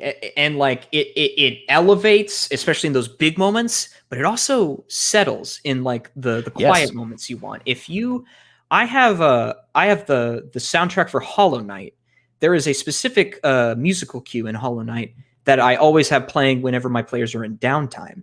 And it sort of has psychologically imprinted on them when this music's happening. Like, oh, this is they've said, this is our party theme. This is our theme music. And I was like, that's awesome. You guys did that. But like, and it goes into different ways of, I'd say my favorite that I just want to bring up for the discussion is villain music. Like having a theme for your bad guy elevates your bad guy. Your bad guy can be the most cliche Dark Lord of all time, but if you give him a kick-ass theme and you've established that whenever this music starts playing, this guy's showing up. I have players. I have like a Joker-esque kind of villain called the Marquis in my home game, and his whole deal is his theme music is like the theme music to Lex Luthor in Batman v Superman, with this very specific like violin progression. And so before I even describe him coming up, I'll turn on that music and they'll hear the violins and the keyboard and the piano. And they're like, and they get this look on their face like, oh no, it's this guy again. And like, that hooks him in. Going to what we're saying, the music can elevate and inform, especially if we're setting like tone, what the tone of the scene is, what the tone of the moment is. If we're informing what the pace is, shit, if you've got like slow burn music while you're doing an investigation, that it fuels it. It helps. I wouldn't say like you're manipulating your players, but you're kind of giving like them subconscious cues on what the pace of the moment is. You know what I'm saying? Yeah, I think manipulation is a fair term. Yeah. I think any storyteller worth their salt, it's exactly what you do, is you manipulate an audience. Yeah. The end goal is to move them emotionally, and in order to do that, you have to understand the psychology to some degree. Yeah. So you know how to push them, when to push them, how far to push them. So yeah, I think manipulation is a perfectly fair term. I think you have to be careful because, it's okay to manipulate a player at your table to tell a good story. Yes. But it's okay to manipulate the character. There's a really, it's a very hard way to phrase this. Yeah, so it's okay to manipulate your characters at the table into doing specific emotional responses to things. But outside of that, it's not okay to manipulate people. Yeah. It's very important in that, I think going back to that, like setting tone and especially like having a good session 0 for setting up for what you want. So like if you're going to play a tone where like, yeah, there's going to be some big twists, there's going to be some big moments for you, then and I want you to, and you have a conversation with your players about that, going, here's what's expected, here's what I'm hoping for you to do. And the players, and it's on the players to be like, okay, I'm down. Or they could be like, actually, I much more prefer more hands off. And then you can go, cool. I won't make you have to make a hard choice like that. I won't, because like that's not what you're here for. Yeah. And it's a social contract. A game is a social contract, and making sure that you're communicating with your players is very important, especially if you're going for those big, massive beats, those big dramatic hooks.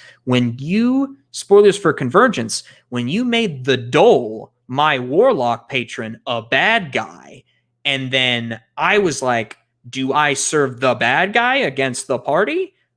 Or do I betray the one thing that has given me purpose in life? That's cinematic as fuck, dude. Like that. But that's like a big trust between player and GM. And also just thank you for trusting me as a player to make those choices with you. Yeah, 100%.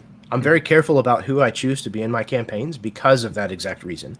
I know that in order to tell the kinds of stories that I want to tell, the cinematic kinds of stories that I want to tell, I have to lean on my players pretty hard, emotionally and prep work wise. I have to trust that my players are going to be able to pick up the torch of storyteller and understand kind of what I'm going for and carry that torch forward in the same direction that I'm kind of wanting it, willingly, wantingly, instead of constantly bucking what I'm trying to do.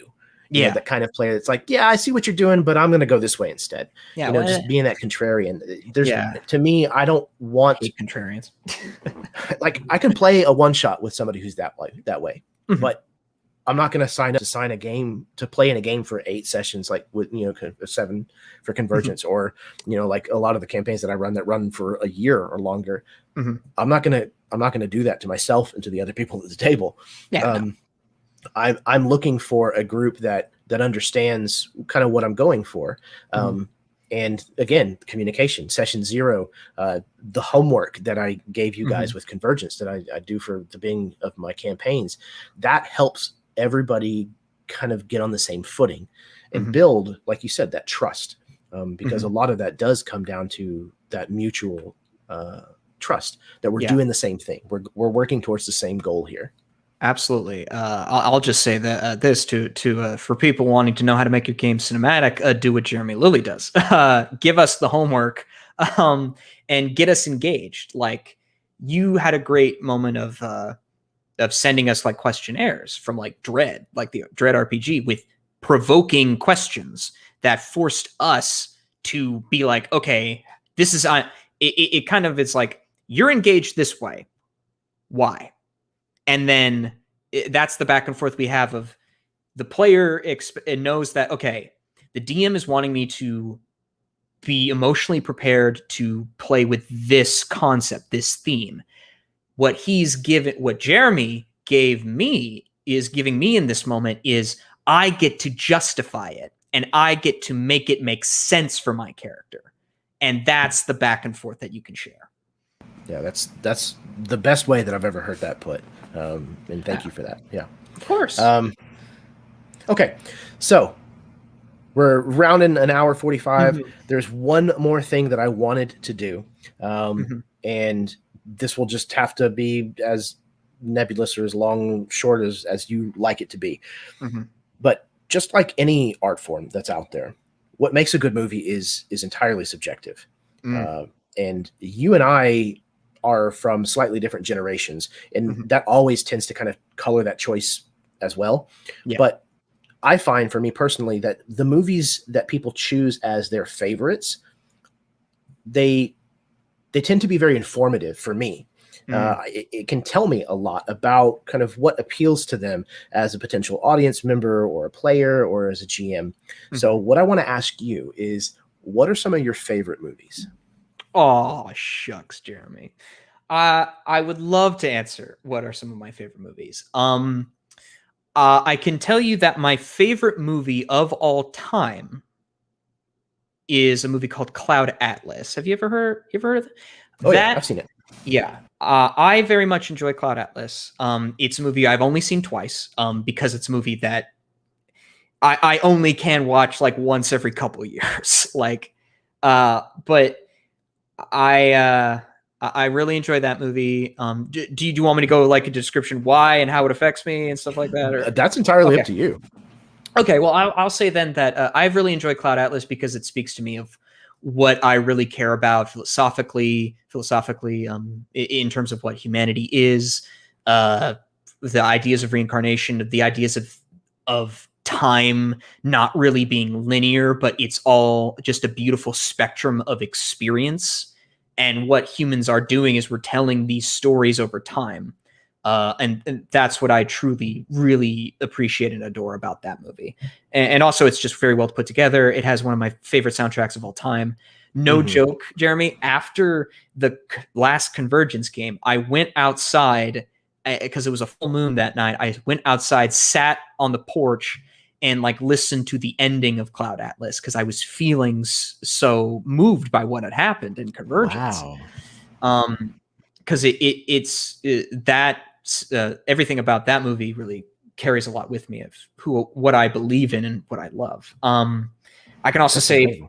Yeah, thank you. I can also say my favorite movies, Star Wars. The original trilogy is one of my favorite franchises of all time. I love the prequels too. I enjoy its tragedy and its effect of. I'm one of the few people who actually really likes the space politics in Star Wars. As I know it's a meme for a lot of Star Wars fans, but like, I think a lot of people my age we grew up with the prequels, and we also grew up with the Clone Wars, which helped elevate that series into like the prequels before the Clone Wars were their own thing, but prequels now with the Clone Wars really elevating the prequels a lot changes your perception of it. And I love its ideas of what the cost of war, the individual stories that are there within the war, and then you go to the macro and micro, any level of the conflict, you can find a really cool story. That's what I really love in any version of Star Wars. I really enjoy big, epic, sweeping tales. I love journeys. Gotta mention Lord of the Rings. Like that's the Bible right there. Listen, I don't go to church on Sundays. I watch the extended editions every month. Okay. That's what it is. Like that's the golden goose right there. WWGD. What would Gandalf do? What would Gandalf do? Honestly, no joke. The teachings of Gandalf can make you a good person. Fight me on that, internet. But I just heard. Speaking of which, I don't mean to interrupt, but I heard something the other day that completely ripped my heart out. You know how in the end of the Lord of the Rings, whenever Frodo and Sam are on the side of Mount Doom and the eagles swoop down to pick them up, there's 3 eagles and there's only 2 of them. It's because Gandalf sent an eagle to pick up Gollum as well. Oh, yeah, Jeremy. I was crushed. I was like, dude, oh God, they're right. yeah, Gandalf was like, he knew, because Gandalf knew, damn it. Oh. He believed that he could be saved, that he could come back from it. And that's so beautiful. Isn't that beautiful? It is. It's good stuff. Like, I love Lord of the Rings. I've shown it to every person I've shown Lord of the Rings that I've had the honor of showing Lord of the Rings to. It doesn't matter what their interests were. It didn't matter who they were as a person, what their values were, what they even liked. I've shown people who don't like fantasy at all Lord of the Rings, and they said, that was changing. That was breathtaking. And I'd be like, yes, exactly. Also, the books are good too, I guess. I mean, whatever.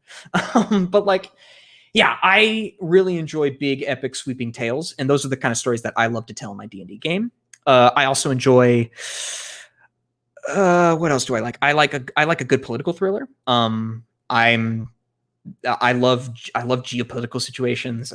I like. There's a oh god. I don't want to bring it up too much, but I used to like to watch House of Cards. And that's all I'll say. But like It's tainted now, unfortunately. Yeah, a little bit. Just a smidge. But like Game of Thrones. I enjoyed a good Game of Thrones. Kind of fell off for me after a while, but like I enjoyed it when it was hot, when it took the world by storm, you love it. Movies like that. Oh god, what else? Oh boy. Dark Crystal. No joke. One of the first movies I ever saw as a kid. I was raised on the first movies I saw were Bug's Life and Dark Crystal. Those were my preschool movies. And if that doesn't explain anything about me, I don't know what will. But like, I love. And I think why I love fantasy specifically, in that you can tell these grand epic stories with beautiful worlds that are so beyond the realm of ours and movies themselves are worlds that are beyond ours. Even if they take place in our world, they're beyond our world, obviously. Man, I'm just going off in the weeds here, but like I love grand epic stories that change the world around them and change the characters and vice versa. You know what I mean? Yeah, absolutely. I think one of the reasons why science fiction and fantasy stories tend to be more evocative and more emotionally mature, I guess you might say, is because it uses the differences between their world and our own world as a way of quieting the noise and putting the focus on the things that are universal. Yeah. They speak to universal truths. Yeah, exactly. So yes, these people can cast magic, but the problems that they're dealing with are still the same things that we're dealing with, largely. And the background of it being zombies in The Walking Dead is fun and interesting, but the really awesome part of The Walking Dead is the study of what happens to people when they're put in that situation. Yeah. What is the story about Walking Dead is not the zombies. It's about people who are in extreme situations and what they do to survive. Yeah. Exactly. Yeah. How far are they willing to go? How far is your philosophical worldview, your morals, what cost do those erode at? You see, when the chips are down, these civilized people will eat each other. Also, love the Dark Knight series too. I'll say that. Oh yeah, yeah, for sure. Yeah. What about you, Jeremy? What movies do you like? That's a big can of worms. Genre is usually easier for me to break it down. So favorite comedy is a movie called The Imposters that is written, directed, and starring Stanley Tucci, as well as a fantastic cast of actors. It is farcical comedy, so it's super rapid fire, very razor sharp kind of wit. And that's the kind of comedy that I really enjoy. But other movies that would fall under that are a lot of John Hughes films. Three Amigos. That's not a John Hughes film. But things like that. Three Amigos is another really fun movie of mine that I like a lot. You ever seen Noises Caddyshack? Off. Oh yeah, for sure. Yeah, that's one of my favorites. Oh, Noises Off. That's a great. Noises Off is phenomenal. As a former theater kid, that movie, that movie hits so many notes. I actually managed to talk my director in college for us to do that, and we did that as one of our shows. And so that was incredible. It was such a phenomenal experience. Oh, sweet. But as far as fantasy, a lot of the same. Lord of the Rings, Harry Potter. Harry Potter, Labyrinth, another great Jim Henson movie. Labyrinth, Legend. Well, I'm not as big of a fan of Legend. Yeah. It has some cool stuff to it, but there's also Tom Cruise and some other things. Listen, a polished turd is a polished turd. Let's just. If I could just take like Tim Curry and the woman that plays Lily, they're great in that film. Everything else is kind of. Oh yeah, I don't know if you're in the same boat of this, but like classic Disney movies, like. The musicals, love those too. Yeah, like it depends. Yeah. Mm-hmm. I'm a huge fan of Mary Poppins. Mary Poppins. Oh, Mary Poppins. Yeah. Aladdin. 10,000 Broomsticks. Yeah. The cartoons even. Yeah. Yeah, the cartoons with like. Yeah. Kind of creating those a lot of the grand early Disney worlds. stuff. Yeah. Yes. A lot of the early Disney stuff kind of loses me. I'm not as much into Snow White, Bambi, Cinderella. Like they have interesting things to them, but they're great. They're great. Like the 80s or late 80s or early 90s. Yeah, they're like really good like starting like movies to watch when you're young to help guide you into the pool of like grandeur. Because even like Snow White, she like we're talking about like showing kids dark stuff. They even had that dark forest scene that scared the shit out of people in the 30s. And that is so tame, but like it's a great like starter for youngins to just lead their way. Exactly. Well, a lot of the classic Disney movies introduced a generation to fairy tales and folklore that they had not been privy to. It kept a lot of those old folk tales alive, a lot of the fairy tales and things like that here in America, where we might be descended from, a lot of us are descended from Europeans, and so a lot of those folk tales have been passed down. But like, I didn't know most of the Disney movies were even based on fairy tales as a kid.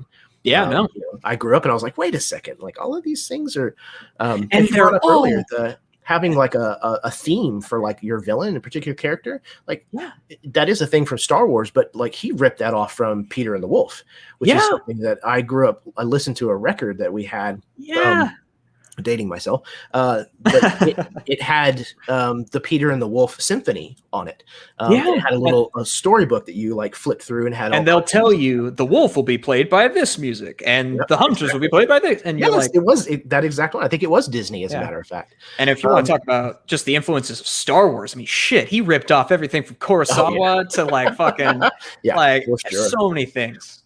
But he did exactly what we've been talking about taking those elements, stripping them down to their kernels, to their skeletons, and then rebuilding them as something else. Star Wars is not about the spaceships and the various different planets. It's really about the politics and the good versus evil, the son and father. Star Wars is a really good D&D campaign. Confirmed. Thank you for confirming. Absolutely. It would be. As far as action movies, I'm a really big into things that are like a really good look at cultures and historical times in or periods of historical like period pieces, I guess is what you would call them. So things like Braveheart, our world, but like separated enough to where it's like it's almost a different world in events of itself. Well, just a really good examination of a culture, like Memoirs of a Geisha, for example. That's a deep cut. My God. Like not being personally familiar with Japanese culture, being able to sit down and kind of take a little bit of a slice of life to educate myself is kind of the way I consider it. And I know it's probably not 100%. It's not 100% accurate, but it at least gives me much better of an understanding of something that I had no understanding of before. And you still cry your eyes out by the end of it when it all comes together. Absolutely.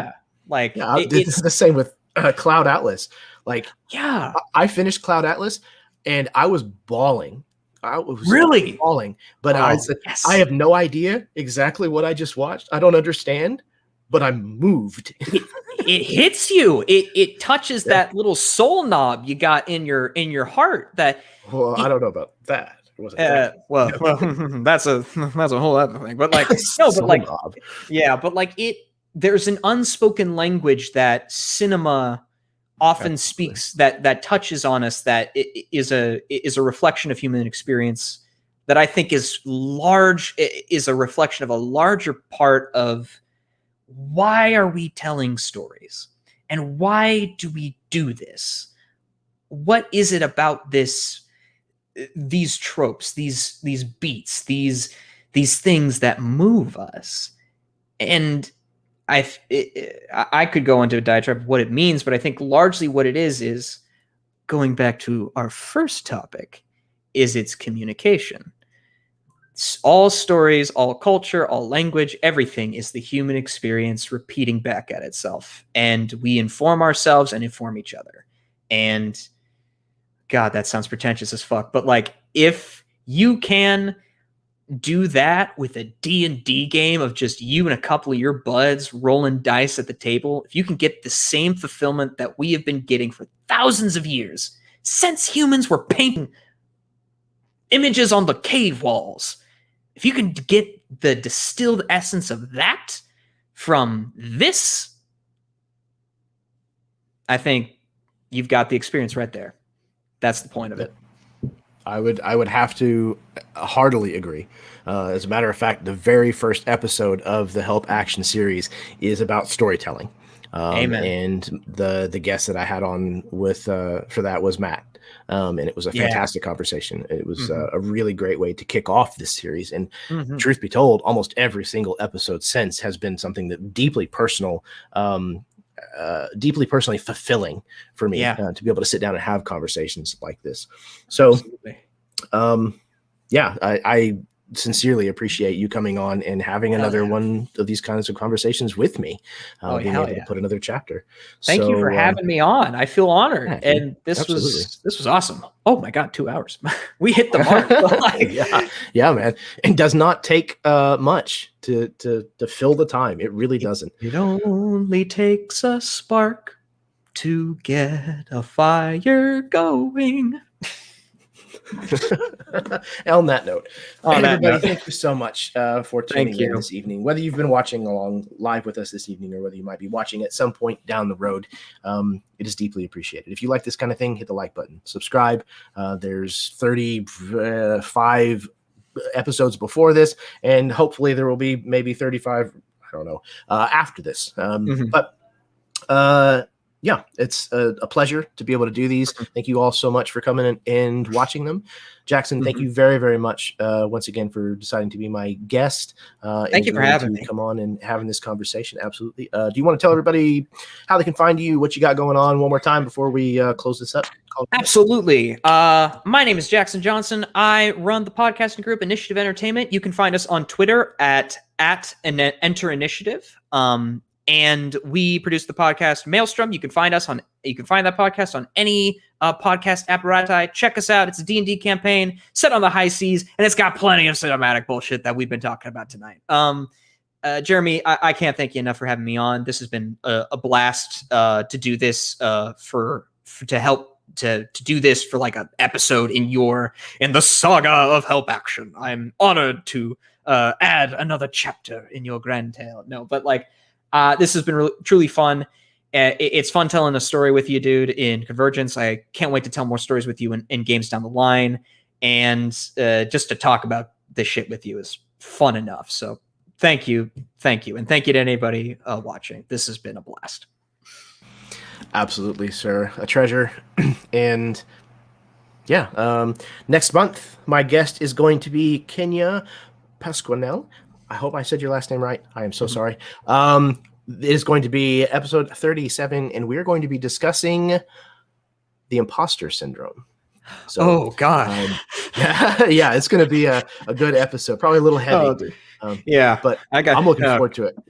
God, I was dealing with that yesterday. Yeah, You want to talk about the DM experience? My God, it's a frequent thing for a lot of people, and so I'm really looking forward to being able to kind of dive into that and kind of pick it apart, the way that we were able to somewhat pick apart using cinematic qualities in your games this evening. So everybody, that's all we've got for this evening. Until next time, may your dice roll high and your snacks always be within reach.